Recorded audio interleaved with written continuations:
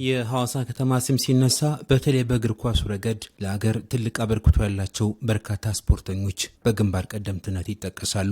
ይህ በመሆኑም ከተማዋና እግር ኳስ የአንድ ሳንቲም ሁለት ገጽታዎች ተደርገው ይወሰዳሉ።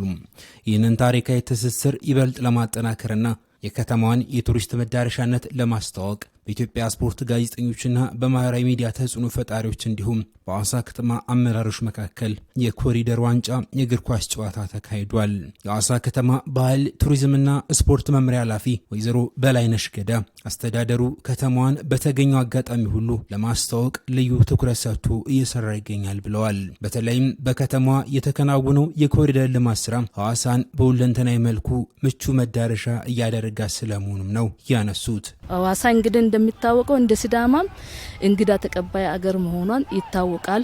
በውበቷ በጽዱነቷ ማንም የሚመሰክርላት ከመሆኑ ጋር ተያይዞ በርካታ እንደ ምርጥ ተሞክሮ ተወስዶ የሚሰሩ በርካታ ነገሮች ስላሉ አንደኛ እርስ በርስ ያለውን ግንኙነትን አንድነትን የሚያጠናክር ነው የሚሆነው።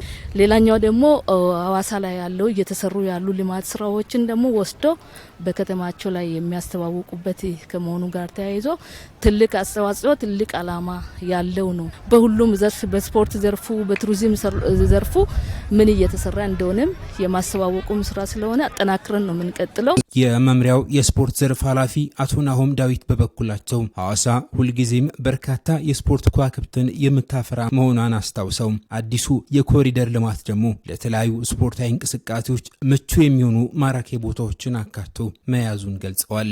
ከተማችን በርካታ ስፖርተኞች አሉ። ሀገር አቀፍ ደረጃ በእግር ኳስም በተለያዩ ስፖርት አይነት ሀገራችን ወክለው እየተወዳደሩ ከሀገር ውጭም ደግሞ ወጥቶ ውጤት እያስገኙ ያሉ ተጫዋቾች ወይም እዚህ ሐዋሳ ነዋሪዎች አሉ።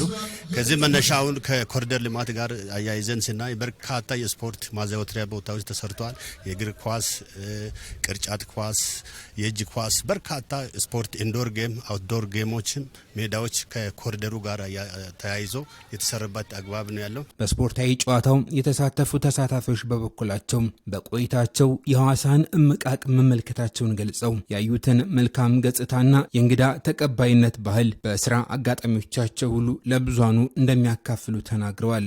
ሐዋሳ ቆንጆ ነገሮችንም አይተናል። ውድድሩም በጣም አሪፍ ነበር። በመጨረሻም ደግሞ አሸንፈን ያው ድሉ የኛ አድርገናል። በደስታ ነው የምንመለሰው። ኢቢኤስ ቲም በቲም ተጋብዞ ደግሞ ለብቻው መተን ነው ጨዋታ ካደረግን በኋላ በአመት ከምናምን ነው የመጣሁት። ግን ያየሁት ለውጥ በጣም ትልቅ ነው።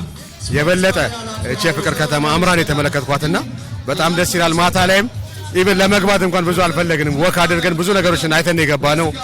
በነበረው የስፖርት ማዘውተሪያ ልምምድ ሰርተናል ማታ ላይ እና በጣም ደስ የሚል ጥሩ መነቃቃት ላይ ያለች ከተማ እንደሆነች በደንብ ተመልክቻለሁ። በዕለቱ በተደረገው የዋንጫ ጨዋታ የኢትዮጵያ ስፖርት ጋዜጠኞች ቡድን የሐዋሳ ከተማ አመራር ቡድንን በመለያ ምት በመርታት የዕለቱን የክብር ዋንጫውን ተረክበዋል።